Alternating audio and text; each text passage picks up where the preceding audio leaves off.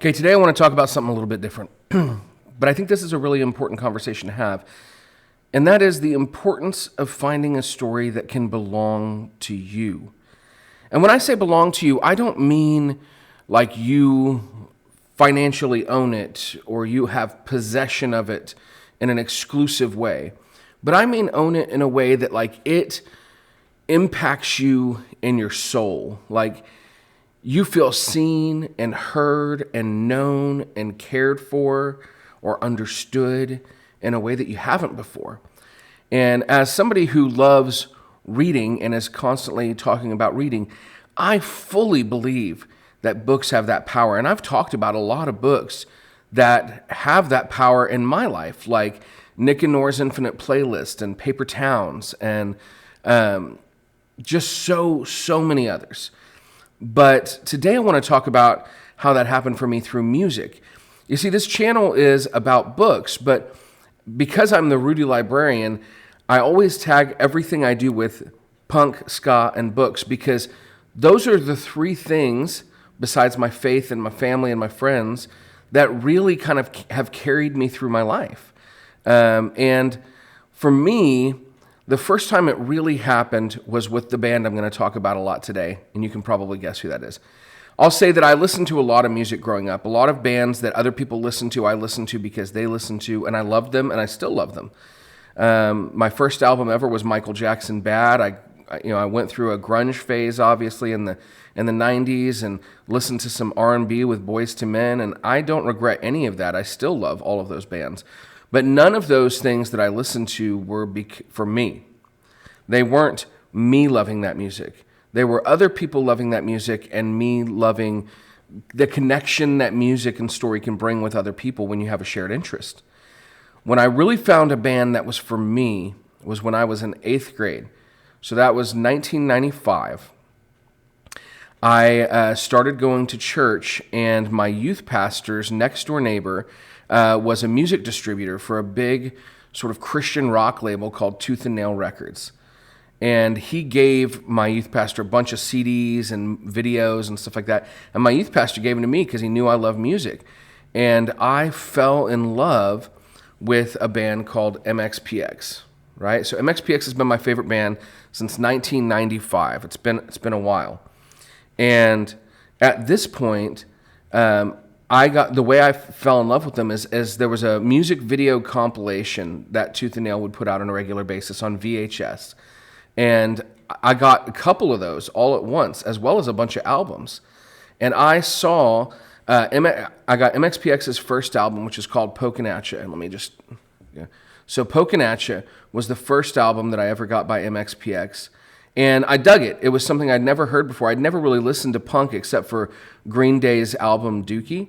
And so this was not only to hear a music that I really loved, but to hear a band that had positive lyrics, positive message, and then to see the music video for Want At on that music video compilation.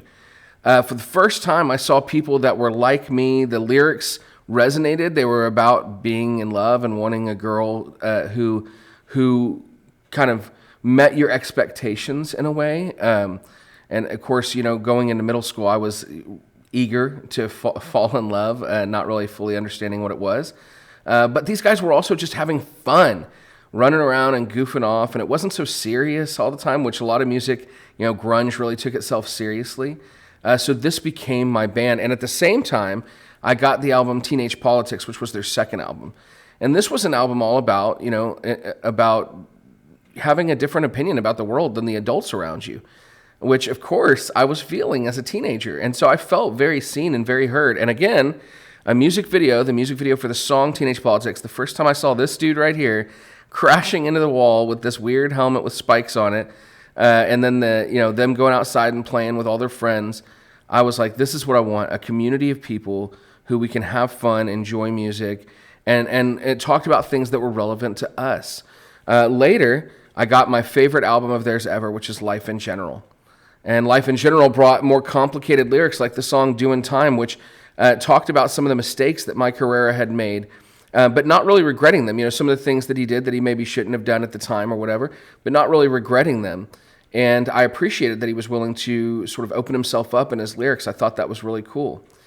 So now here I am. It's, MXPX I think is going on next year, 2022, will be their 30th year as a band. And I love that band more than I ever have. And their lyrics still resonate with me. Their song, Moments Like This, is a song about, getting older and having kids and, dreams for their future and your future and just taking it all in. And so why am I spending 5 minutes talking to you about MXPX? Aside from the fact that I love them, and aside from the fact that this channel is also about music, for me, MXPX was a story that resonated with me. A story about young guys who were trying to figure out life, things like, did they want to go to college? What's going on in the world around them with politics, and do their parents understand things? And then also just love and romance and friendship and trying to figure out the world, which is where I was at that time. And now those songs still resonate with me in a different way, and their newer songs resonate with me as I've grown older and have kids and I'm dreaming about my kids' future. And so to find a story that resonated with me, MXPX, for me, in the hardest moments in life, was kind of an escape. It was a safe place that I could go, just like opening up a book. Now, music is its own kind of magic, right? Dumbledore in Harry Potter said music is a magic far beyond what they do at Hogwarts. But it's also poetry. It's also literature. And for some people, maybe that is not what you want to hear because you get that school stuff out of here. But as an English teacher, as a future librarian, as a person who loves literature, I deeply value what MXPX is as poetry, what music can be as poetry, and how poetry, music, lyrics, stories resonate with our souls and become something that we can own, that can become ours. And when we have something like that that's ours, it's something that enables us to get through those difficult times. So whether you find it in books like Nick and Nora's Infinite Playlist or Harry Potter or any of the books that you have so deeply fallen in love with, for me right now, it's just diving deep into the Star Wars literary universe, the Star Wars canon. Or you find it in music, like I still do with bands like MXPX and Five Iron Frenzy and all the punk and ska bands that I've grown up loving, and the new punk and ska bands that I'm getting to know right now and falling in love with. Wherever you find it, I hope that you find something that can be really yours and that you pick it up and you hold on to it. Have a great day.